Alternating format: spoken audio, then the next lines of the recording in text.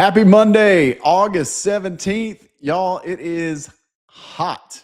Doing this a little later in the day, and I showed property early this afternoon. Thank you, guys. I was down in Seacrest Beach. I'm going to send you some video. We're making some video and showing down there. I've been in there a decent amount here lately, but man, it's hot. But listen, this is a big episode. Lots going on, lots to talk about. Obviously going to get in the hot sheet right now, but the beach access debate has made national news again. And so I'm going to point that out. And then I found something that's of huge value to you guys. It's going to springboard into some future shows that we're going to do. So stand by for that. You're not going to want to miss that. But let's do what we do. Let's get straight into the numbers and talk through that, because I've got a feeling, let me do this. Sorry, I forgot to put this on the appropriate screen. Let me boom. And then let me go here. Here we go. That look good? There we go. Only been doing this a couple of years. Sometimes we have to get back in rhythm. Phone's been busy. Let's see if it matches up on the hot sheet. Listen, this is the week that was. For those just joining us, my name is Casey Joyner, Scenic Sotheby's. We look at the last 72 hours, and it portrays the week that was. We've been doing this for years, and we got a pattern and a rhythm, so just jump in. New listings, 37. Man, 37, not shocked. I told you guys, if you were coming to the market, you're likely out there for the hot times, okay? Somebody asked me this today while I was showing, Casey, are you expecting a run on new listings in the fall? I am not. I really think that most sincere sellers took a big look at the spring, and if they were out there, they were coming. Now, that being said, yes, there will be people that gobble up the rental income and then try the market in the fall. That'll be interesting to see from a pricing standpoint, but I'm still not expecting a lot of new inventory. We'll talk about that more in a second. Pending properties, 34. All right, for the kids at home, 37 new listings, 34 pending. Is there anything more consistent in your life right now than the pending sales in Destin and 30A over the last 6 months on this show, right? Eating away. And have you noticed a trend? While the pendings have stayed consistent and even a little bit of an uptick on the consistency, the new listings have trended downward. I don't know how long that's going to stay. Not expecting a rush before Labor Day, but I can tell you, even when I'm out showing, the options are narrower. I was with some folks today. They were originally here back in February. Man, we had a lot less to look at this trip than we did last trip. Okay. Closings, 18. Okay, we'll wait and see till the end of the month. Again, we don't get too worked up about the closing amount unless that's a low trend, which means we're not getting those pendings across the line.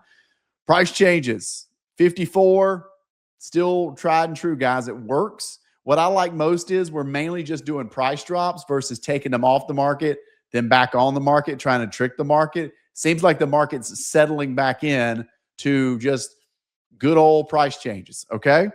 Let's look at this expireds. You remember watching that 13 again. You guys remember a couple of weeks ago when we were like way up there on expireds? I told you guys that was an anomaly. I just want to point that out, that was in fact an anomaly. That I said 3 to 10, that's 13 expireds, but that's more in line with what we're going to see. Okay. So no big news there. So news of the week is pending stay super consistent, if not a tick up. And then the new listings are trending down a little bit each time.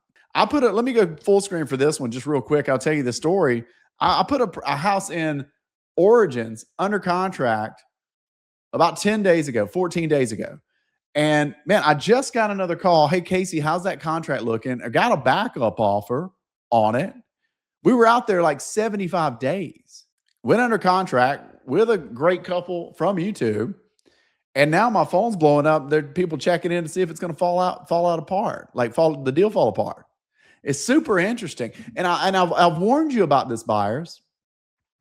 I warned you because I see the back end, which is the amount of views and clicks that properties get. I can even see how many times the property is saved out there, knowing people are liking it.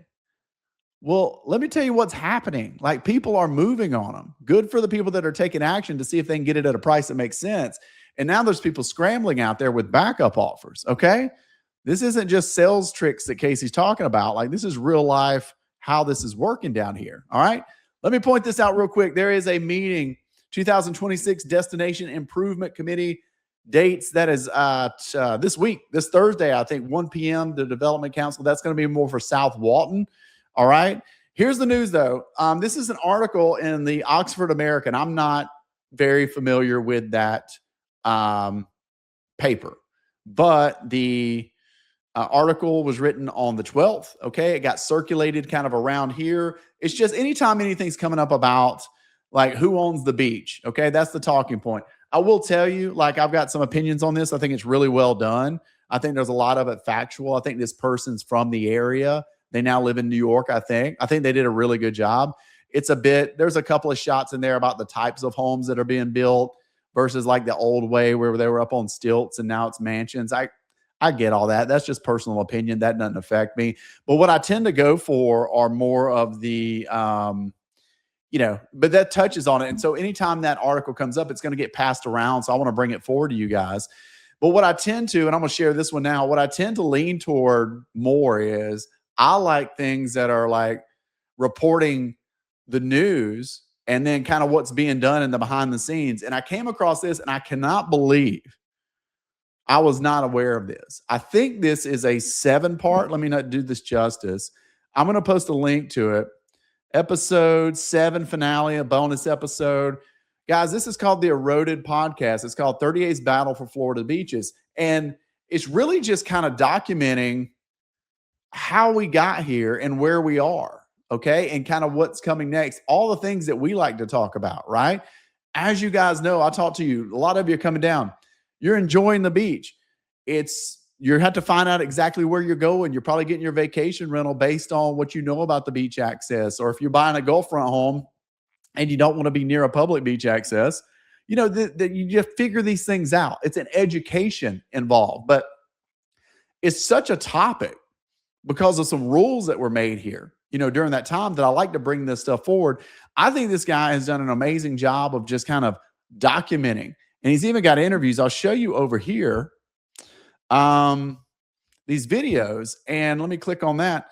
It's got a lot of people, including some senators. And this particular person's in another part of Florida, and they're laying out how they kind of did some renourishment and stuff like that. So look, I'm a fan of just facts over feelings. This is a very passionate conversation across the way. But we love facts over feelings on this channel. That's why we report the market update the way that we do, right? I think for the most part, this is recording the facts, okay? There's always going to be feelings involved. You can just get your own take from the authors or the producers or whatever they're doing. But I like what they've done here. They've kind of laid out a timeline. They kind of go back to how this started, where we are now, what the impact of the renourishment project will have, how that came about. So I'm going to actually look to get this guy. Haven't reached out to him yet. I'm going to bring him on and just kind of talk through this because it's taken a lot of work. It's obviously a passion to kind of get this going. So anybody that's taking that kind of time to dig into our area, we appreciate. And we know this. Look, we live in a beautiful area. It is super popular. And I keep meeting new people on a weekly basis that want to come down here and enjoy it. And they are. But at the same time, we like to educate people. When people are buying and selling with me, we're letting them know kind of what the beach access options are for them, what's around there, and helping them making those choices. And that's for present day, not what may come in the future or anything like that, but kind of what's going on right now. Okay. So as always, we want this to be your resource for any and everything going on 30A. We show you all the beautiful, and we have some great home tours up right now. I'm getting a lot of comments on them. The interaction's been fun. I love that. So if you're watching anything and want to chime in, like, we love it. And so same with this. After you watch the podcast, text me. Let me know your thoughts. Like, I want to engage with you guys. That's our job here, is to be the best resource on the beach, here, anywhere, showing you how to buy and sell down here, but also bringing forward all the conversations around us, facts over feelings, right? I appreciate you guys. Meeting more of you this week. It's been great. I love meeting you guys. A lot of you, listen, a lot of you aren't quite ready yet, for where you're going to buy. But that's what we're meeting. We're engaging. You're getting on the list. We're going to keep you on the drip. And I know that we're going to meet when you're ready. And I'm grateful for that. And just like to be here for you in the meantime. So again, thank you. Love what's going on in the market. Love what's going on in the market. And if you're a buyer out there, you better not be one of these people calling me for a backup offer. you better be leading. You better be leading, getting the property you want, not waiting in line with your fingers crossed, hoping something falls out. All right? Appreciate you guys.